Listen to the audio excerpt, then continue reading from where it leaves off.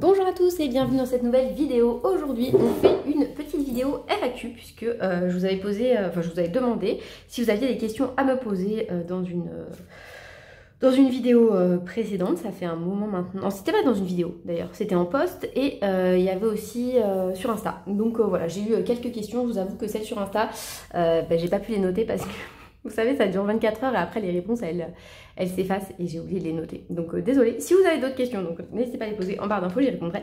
Mais voilà, j'ai donc les questions YouTube et c'est déjà pas mal.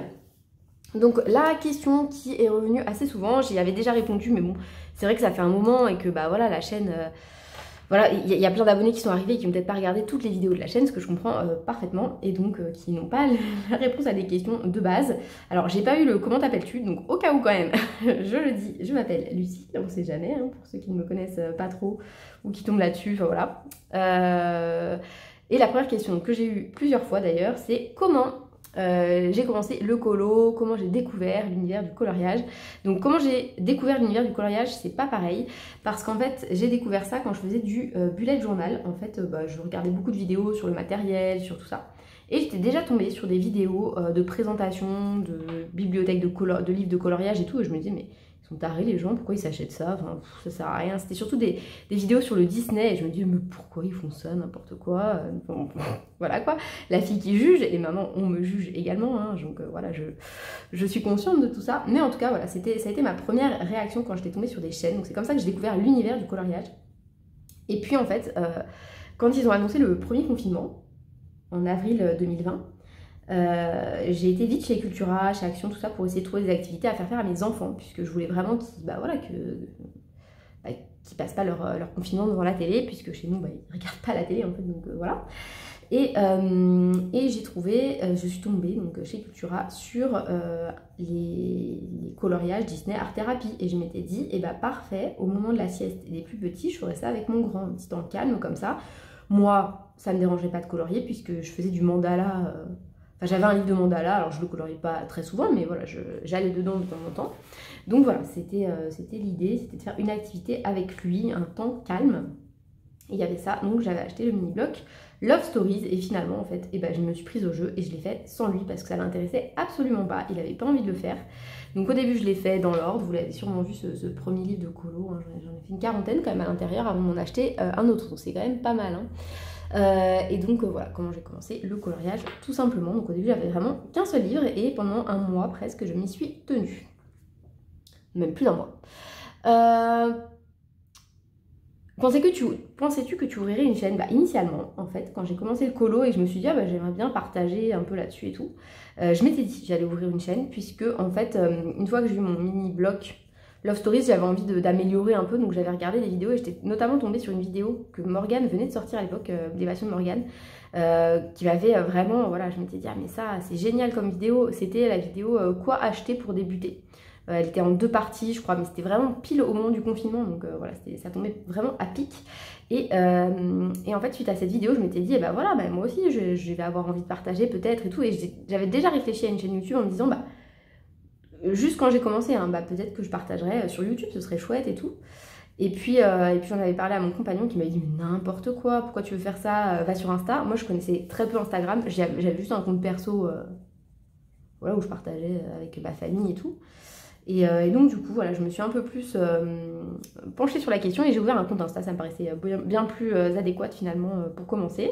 Et puis quand même j'avais dans la tête la chaîne YouTube, je sais pas, ça me démangeait un petit peu, et ça répond à mon autre question, pourquoi avoir ouvert ta chaîne? En fait j'avais besoin de parler colo. Voilà, moi je suis quelqu'un qui a besoin, j'ai besoin de partager et tout, mais j'avais pas envie de le partager avec ma famille parce que déjà ils comprennent pas. Et que voilà, je sentais le jugement et j'avais pas envie d'en parler avec eux. Donc j'avais vraiment envie de parler colo, mais parler avec des gens que ça intéressait quoi. Donc je me suis dit, une chaîne YouTube, c'est parfait. J'aurai des petits moments peut-être où je pourrais blablater sur ma passion tranquille. Et puis voilà, ce sera l'occasion d'échanger davantage. Parce qu'en fait, moi je m'attache facilement aux gens, surtout quand je les connais, entre guillemets. Sur Insta, c'est plus difficile de faire des rencontres. Je pense que ceux qui n'ont qu'un compte Instagram s'en rendent compte. Voilà, les gens ils vont pas nécessairement vers vous, à moins que vous soyez voilà, quelqu'un qui est d'un talent immense, que vous soyez sans cesse repartagé et tout. Là les gens viennent vers vous, mais sinon quand vous avez que un compte Insta, c'est assez rare, à moins d'être très actif sur les réseaux, enfin voilà, d'être tout le temps présent sur les lives YouTube, mais c'était pas mon cas parce que je pouvais pas toujours être là, enfin bref voilà, donc j'avais besoin de me faire une sphère un peu de gens qui discutaient vraiment du colo. Voilà, voilà, donc c'est chose faite, hein, franchement, ça, pour ça, ça m'a vraiment apporté hein, voilà, de quoi discuter, donc ça m'a, voilà, j'apprécie beaucoup. Qu'est-ce que m'apporte le coloriage? Eh ben, beaucoup de choses. Alors déjà, il faut savoir que les moments colo, c'est vraiment les moments seuls. C'est les seuls moments que j'ai toute seule en fait quand je me mets à colorier.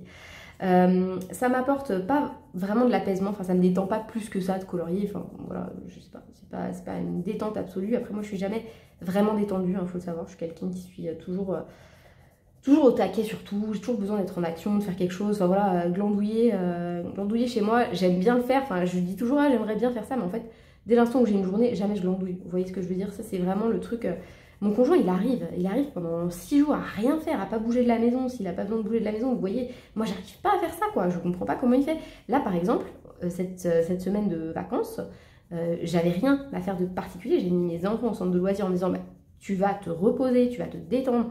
J'ai fait que du tri, que du ménage, voilà, des trucs... bref. Après, je dis pas, non, mais moi, je fais trop de trucs. C'est pas ça du tout. Ce que je veux dire, c'est que ça m'apporte pas de détente parce que je suis pas quelqu'un en soi qui arrive à se détendre. Vous voyez, c'est un peu ça. Par contre, je ressens une satisfaction énorme quand j'achève un coloriage. Ça m'apporte vraiment énormément là-dessus. En fait, je me dis, bah, ça, c'est fait. Vous voyez, une espèce de soulagement, comme si j'avais été au bout d'une to-do list et tout. Parce que chez moi, j'arrive jamais au bout de la to-do list. Il y a toujours plus de ménage, plus de tri, plus de trucs à faire.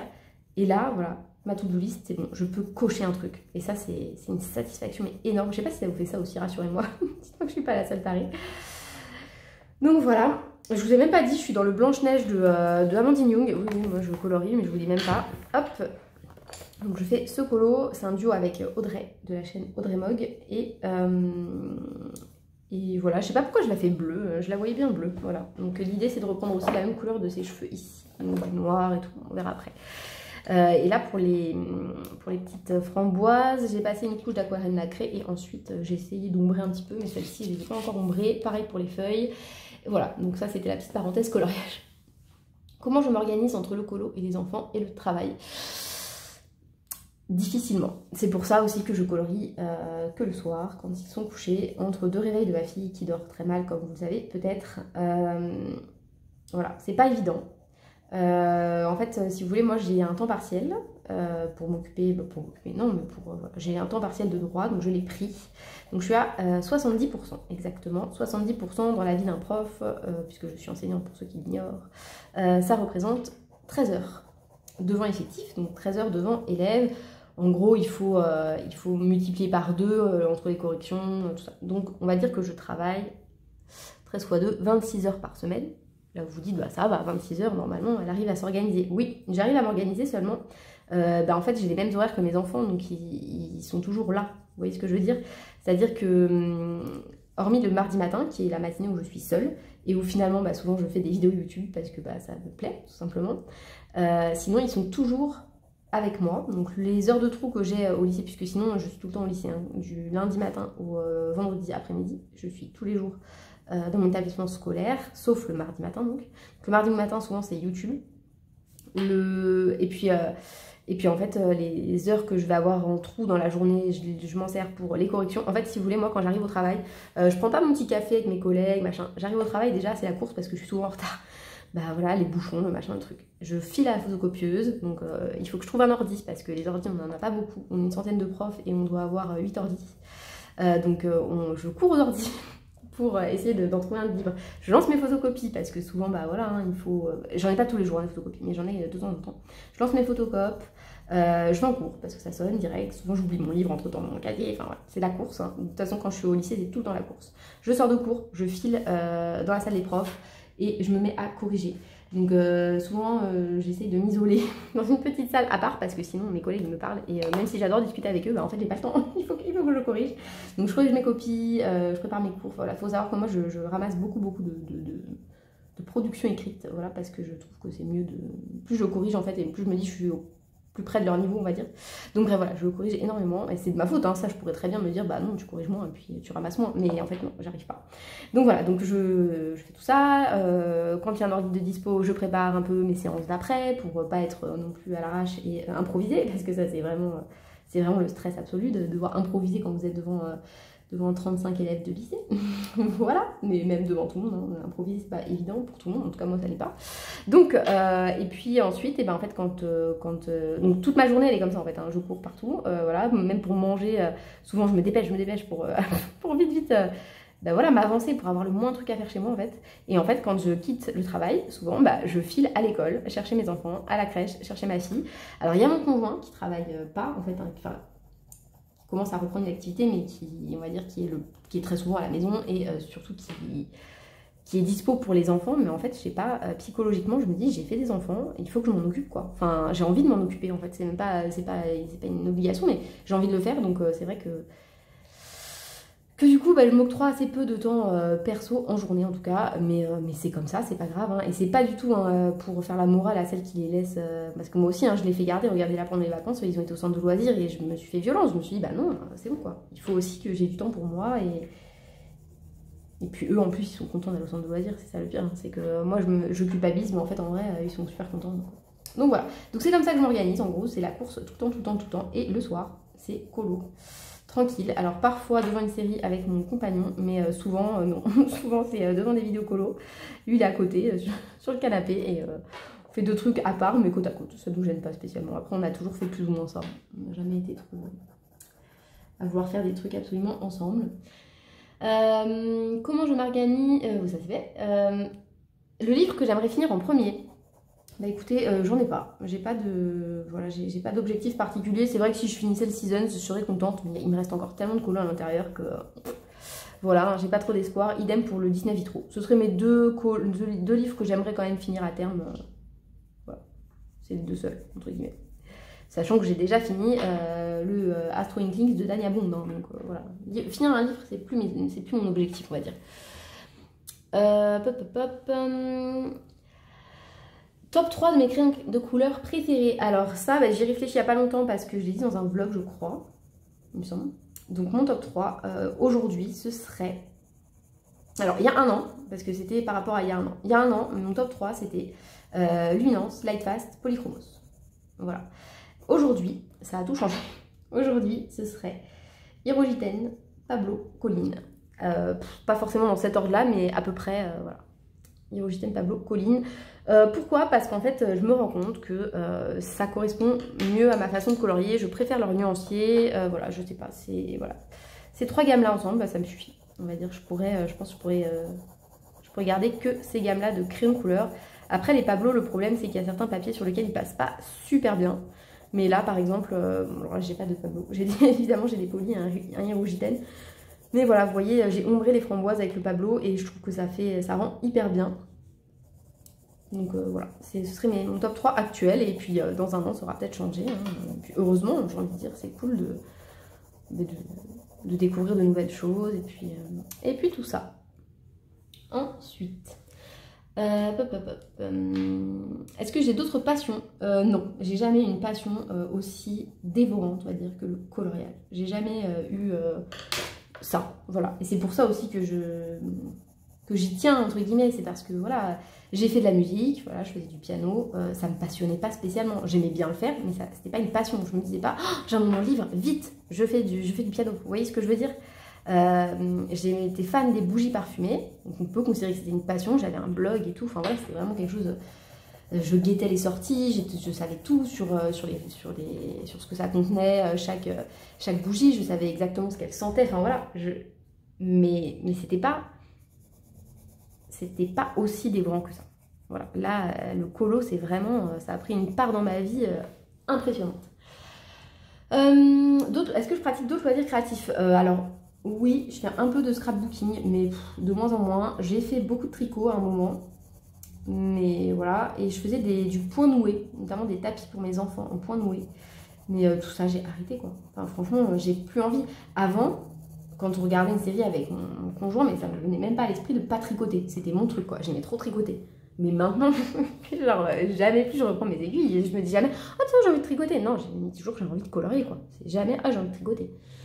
Parles-tu de ta passion à tes collègues? Non, pas du tout. Alors, ils savent que je fais du bugeot parce que j'ai un bugeot pro avec quelques, voilà, des illustrations, des trucs que je colorie et tout. Mais sinon, ils savent pas du tout que je fais du coloriage. Enfin, si, ils savent que je colorie, mais ils s'imaginent que je fais du mandala tranquille chez moi, quoi. Ils s'imaginent pas que j'ai ma chaîne YouTube et que, et que j'ai 1000 crayons et que, enfin voilà, ils s'imaginent juste voilà, que je fais un petit mandala devant la télé le soir, quoi.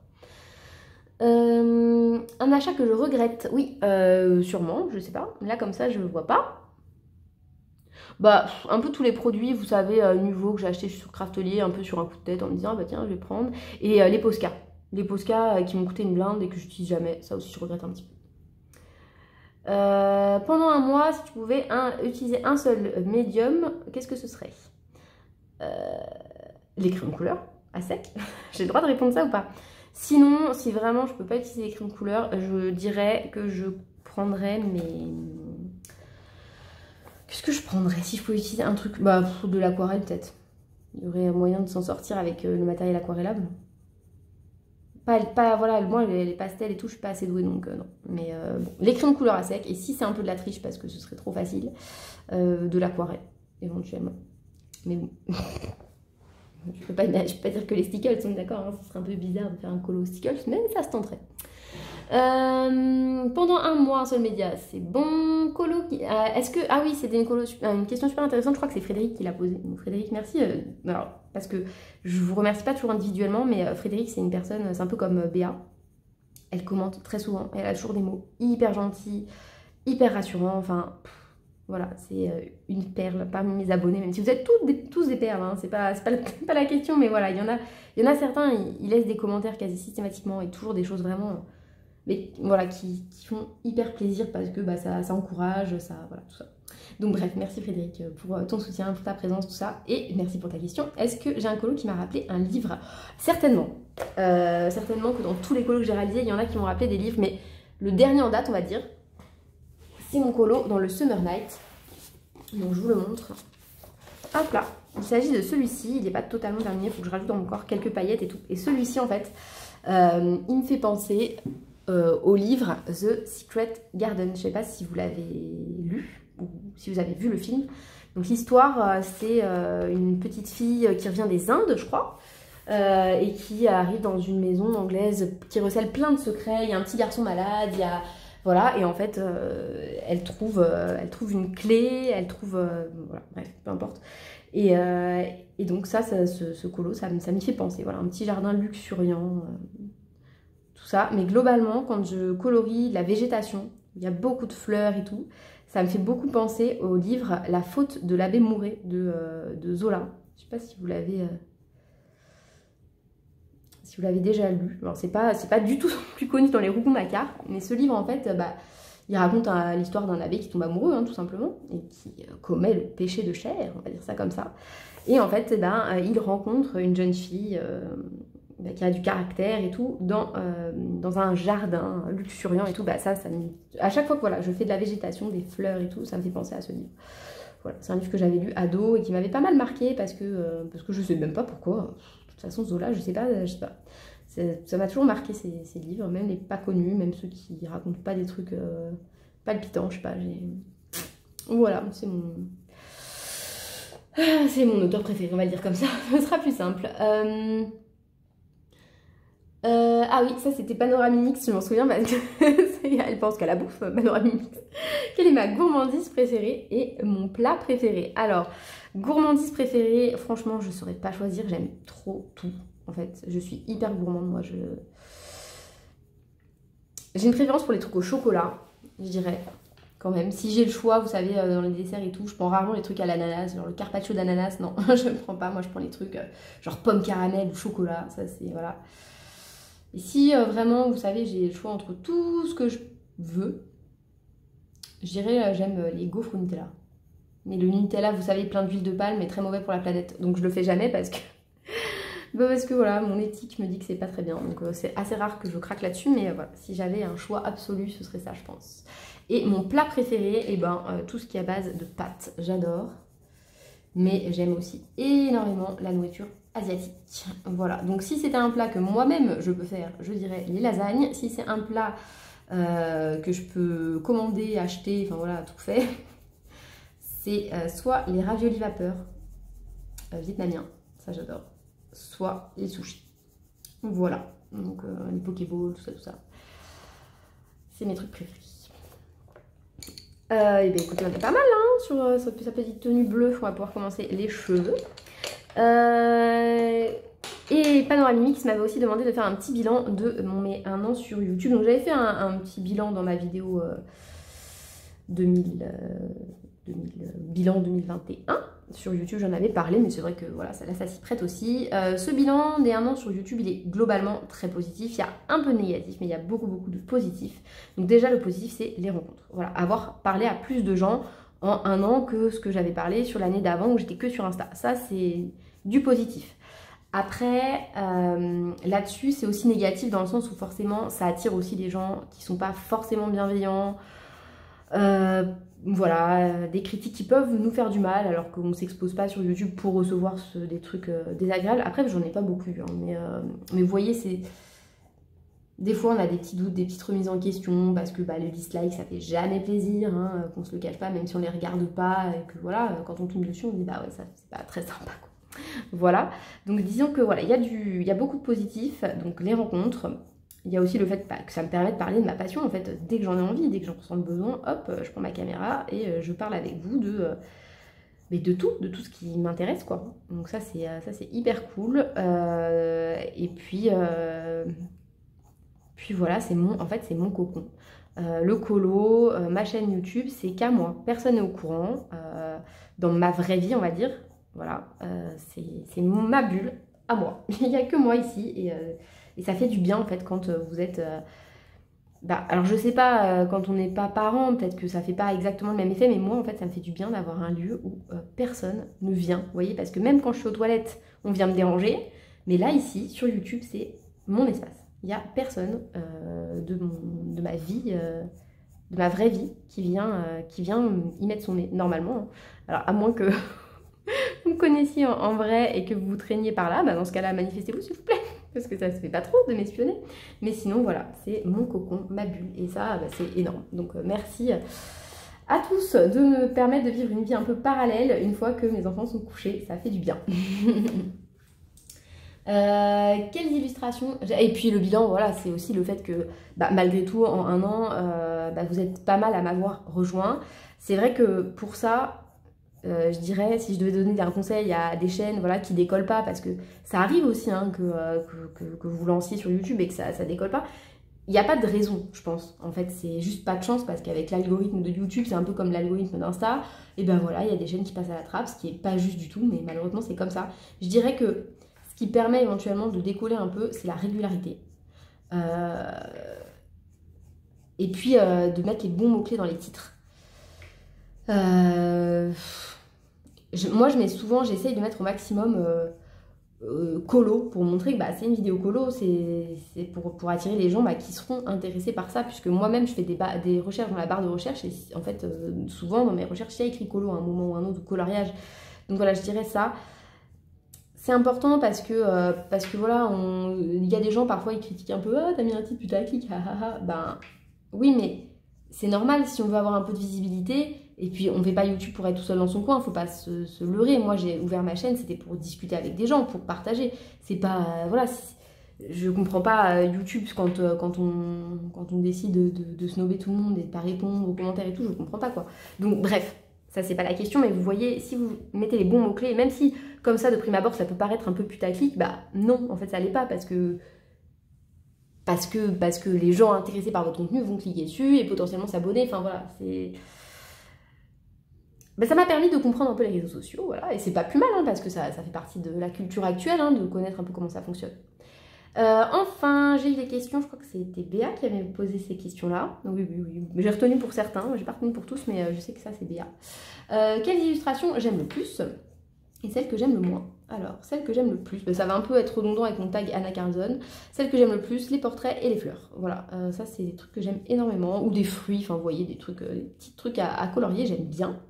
Les scènes, je suis un peu moins fan parce qu'il y a beaucoup de détails, mais j'aime bien aussi. Hein. C'est pas parmi les trucs que j'aime pas.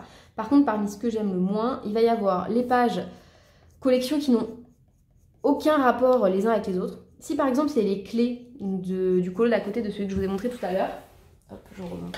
Si c'est celui-là, ça va. Parce que y a une cohérence, c'est que des clés. Si c'est les collections type comme dans le Seasons où vous avez un papillon et puis à côté un flacon et puis enfin voilà, des trucs qui n'ont rien à voir et puis même pas mis en scène, là j'aime pas. Je suis pas inspirée, j'arrive pas à trouver une cohérence, donc ça j'aime pas trop. Et sinon, qu'est-ce que j'aime pas trop non plus? Je saurais pas dire. Qu'est-ce que j'aime pas colorier?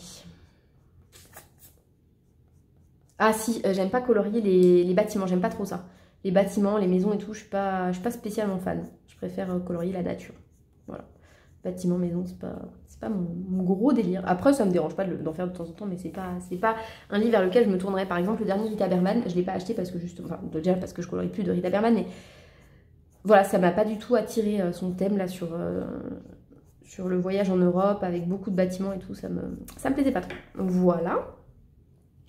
Et mon illustrateur préféré, donc il y a un an, je me souviens très bien quand j'avais fait ma présentation de chaîne, j'hésitais entre Anna Carlson et Kerby Rosanes et aujourd'hui ce serait sans hésitation Anna Carlson. Voilà, c'est mon illustratrice préférée, je m'éclate dans ses livres, je trouve que voilà, c'est très varié, j'adore. Mais j'ai découvert entre-temps l'illustratrice que je suis en train de colorier en ce moment même, donc Amandine Young, et franchement, c'est pas parce qu'elle est française et c'est pas parce que on a discuté un petit peu, c'est pas pour tout ça, mais c'est parce que son univers il est magique et que j'adore en fait le fait qu'elle sorte des thèmes, enfin bon, il y a une cohérence dans les livres qu'elle sort, vous voyez, c'est-à-dire que là elle s'est lancée dans Blanche-Neige, après dans Cendrillon, la prochaine fois elle ressort un conte, enfin pour moi ça c'est vraiment un truc, j'adore quand il y a ce type de cohérence. Moi j'aime dans Anna Carlson quand il y a un thème dans un livre qu'elle respecte, vous voyez ce que je veux dire, et que sa collection ce soit cohérent, type là elle a sorti le Midnight Masquerade, ok, ensuite un truc sur la forêt, ok, ensuite le truc sur les sorcières, enfin voilà c'est cohérent entre guillemets, il y a une collection de livres, c'est pas le hasard quoi. Donc ça j'apprécie beaucoup chez Amandine. Voilà, donc ce seraient mes deux illustrateurs préférés aujourd'hui, même si chez Kerby Rosanes aussi, hein, il y a un sens et tout. Mais je prends moins de plaisir à colorer Kerby Rosanes aujourd'hui, je m'en rends compte. Voilà, je suis plus... je m'éclate dans les livres de Anna Carlson et je m'éclate dans les illustrations d'Amandine aussi. Elles sont assez simples à colorier, je trouve. Le rendu est souvent très beau. Et puis voilà, et puis elle, c'est quelqu'un, c'est une personne en or, vraiment, ça fait plaisir en fait de voir des gens comme ça, passionnés, enfin, qui prennent du temps pour leur communauté, voilà. Donc Amandine Young, aujourd'hui, ça ferait partie de mes illustrateurs chouchous. Donc voilà, et bien écoutez, c'est la fin de cette petite FAQ, donc il n'y avait pas, il y avait quand même pas mal de questions, mais j'ai pas l'impression d'avoir trop blablaté, je sais pas. Je regarderai ça après. Écoutez, ben sur ce, je vous souhaite de passer une très belle journée. Moi, je vais finir ces petits cheveux, je sais pas quand. Donc, vous voyez que là, en fait, comme j'ai plus mon Derwent Drawing Noir qui, ça y est, a rendu la main, il est vraiment trop petit. Je suis avec le Colline qui est un peu moins intense. Mais je vous montre juste avant de vous laisser. Hop, comme je vais passer un coup de bleu très foncé, c'est le Luminance Dark Indigo. Hop. Puisque l'idée c'est que dans les cheveux noirs, il faut qu'il y ait des reflets hein, d'autre chose. Hop, hop, hop, je vais vous montrer le rendu sur la mèche du devant si ça vous dit. Hop, hop, hop. Moi j'adore faire les cheveux. Je ne l'ai pas dit. Hein. Ah, est-ce que j'aime pas trop colorier non plus? Oui, je complète mes réponses. Les animaux réalistes. Enfin, même pas réalistes. J'aime pas trop colorier les animaux. Alors que les cheveux, les portraits, j'adore. Alors les cheveux, c'est vraiment mon moment. Ouh, j'adore. Voilà, la détente. J'aime bien faire des effets cheveux fructis, vous voyez, très brillants. Il faut laisser une zone assez importante blanche et surtout là où il y a du relief, vous voyez. Enfin, je sais pas si c'est clair. Là où c'est un peu bombé, donc là j'aurais peut-être dû le faire un peu plus haut. Là je l'ai fait un peu bas, mais c'est pas grave, ce sera pas gênant, je pense. Hop là, donc je mets dans les reflets noirs, je mets plusieurs couleurs entre le violet, le bleu, le rose, voilà. Hop, hop, hop. si vous voyez quelque chose. Je pense quand même. Ce sera un mini tuto cheveux bruns, cheveux noirs. Voilà, et je mets un violet très pâle de chez Hyrogitène. Donc voilà ce que ça donne. Je sais pas ce que vous en pensez. Moi je les trouve pas trop mal. Je la trouve pas mal cette petite mèche. Voilà. Bon bah écoutez, sur ce, j'espère que cette vidéo vous aura plu. Si vous avez d'autres questions auxquelles je n'aurais pas répondu, n'hésitez pas à les poser en commentaire et je répondrai directement dans les commentaires. Je ne referai pas une FAQ, ça sert à rien. Et sur ce, bah, je vous souhaite une belle journée et je vous dis à très bientôt. Salut!